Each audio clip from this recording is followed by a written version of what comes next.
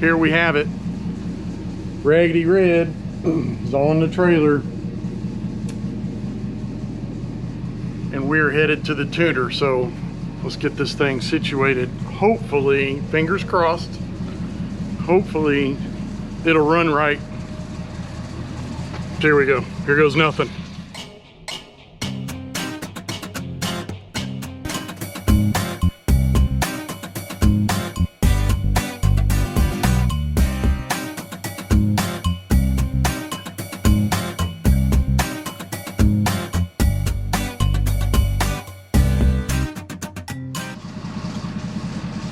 Hey guys, so today is January the 10th, 2023, and man, I didn't film a lot of stuff, but over the weekend it was just, it was haywire in the shop because the buggy started overheating and I thought I was done. So quick, fast, in a hurry, pulled it apart, replaced the head gasket because I thought I blew it. Turns out I didn't.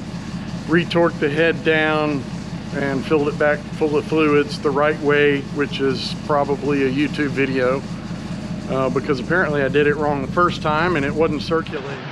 All right guys, we're here, Houston House of Power. Unloaded Raggedy Red. Chuck is in there tuning a Chevrolet pickup truck. It's pumping out about, I guess, 340 to the wheels is what I saw. Kind of cool. I wish I could get the buggy on the dyno, but I think it's a little too big. So we'll ask Chuck. But yeah, just waiting on him to get wrapped up with the Chevrolet pickup, and we're up next. So hopefully this goes okay. And here she is, Raggedy Red. I thought it was funny how much bigger she is than that little station wagon. Here we go. We're getting our tune on.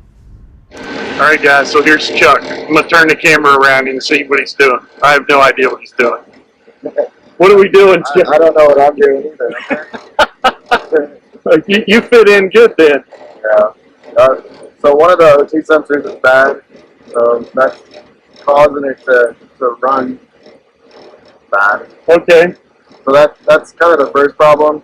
I have to disable the O2s for now just to keep the closed loop from making fuel, because you got one bank that's getting a lot of fuel and one bank that's not. So it causes an imbalance. So that's probably the main reason you're even here, because you noticed that it's running bad because you just have a bad O2 sensor.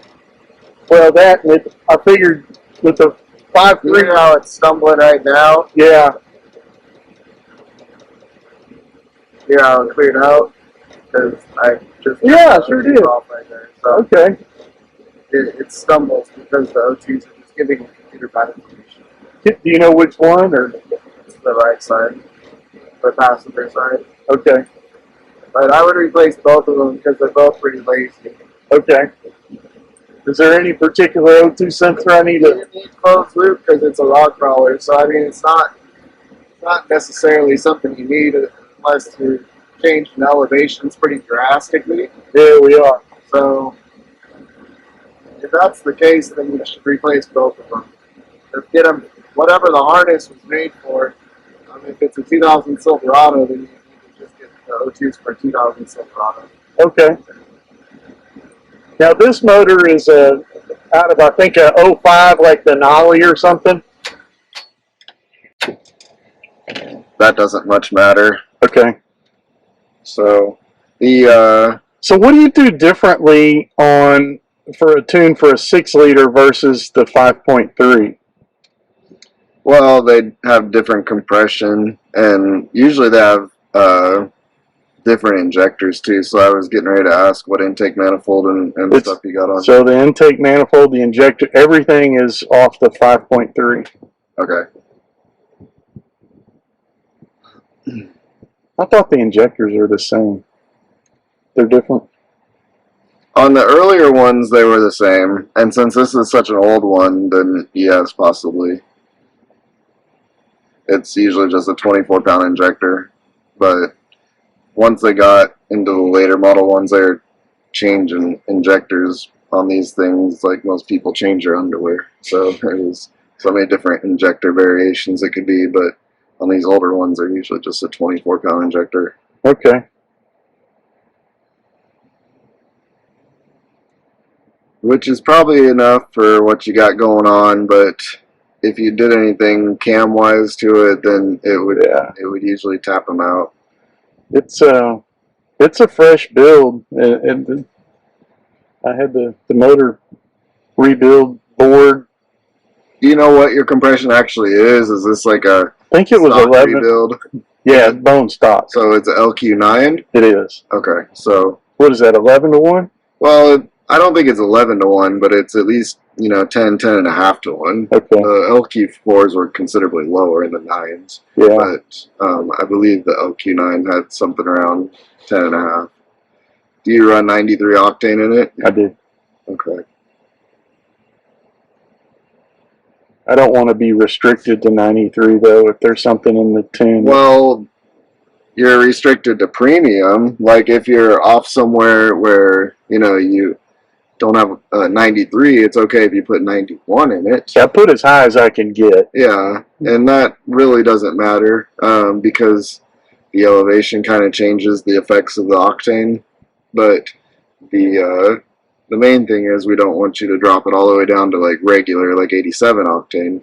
Right. And if you did, I mean, that's okay to just putt around on. But if you're going to be, doing some heavy load with it, it's not ideal. It could hurt the motor. Okay. So if you're going to be doing something with it, and if you are concerned about being able to find 91 or 93 where you're at, you could just carry some octane booster along with you to just spike the fuel a little bit. And give it a slight bump so you don't have to worry about That's actually not a bad idea. I may throw some in my trailer. That's the easiest way to just know that you don't have to worry about it. Yeah. Because I know sometimes you get out into desolate, really small towns and they might only have 87. It's not common though, but I mean, I've been there before where some places just have regular. We generally carry enough fuel with us that we don't have to stop, and we always get the high octane. Well, check this out. He already figured out something that's screwed up. Look at this. It says flow. It's supposed to be going that way. I have the mass airflow sensor backwards. I must have had a cocktail before I put that one on. So it definitely was not measuring correctly being backwards. Oh yeah, that'll cause it to run pretty bad actually. So you had definitely some issues causing you to, think that it was tune related, but it's actually just minor things. So O2 sensors, this is good now. I don't know, did you ever have this filter on correctly? Because it might not fit. No, well, yeah, before I tore it all apart, I'm sure it was on correctly.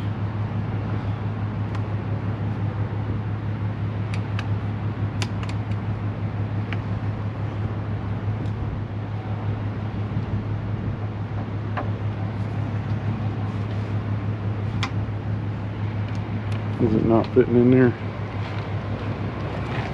There it goes.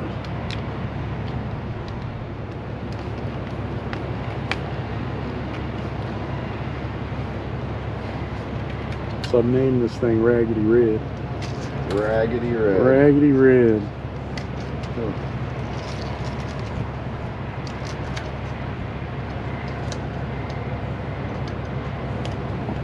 So Chuck said that Raggedy Red is lethargic, has no balls. Are you going to be able to fix me out? Well, it'll be a little better.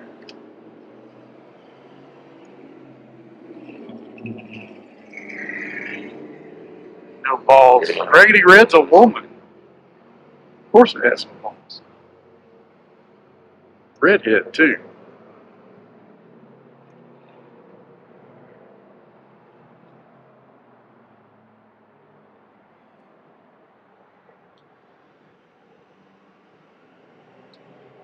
When it's writing a change.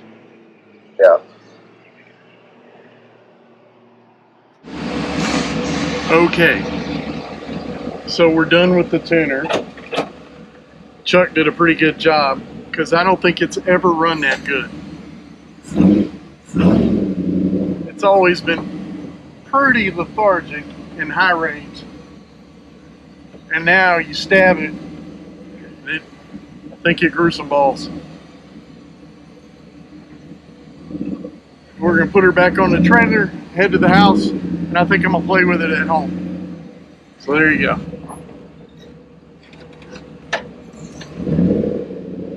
Successful trip. It just occurred to me that we did the entire tuning session in 4-wheel drive.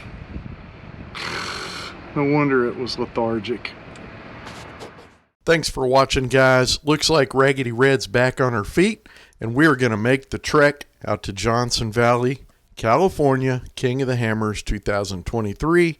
I hope to see you on the lake bed. Stick around. Thanks for watching.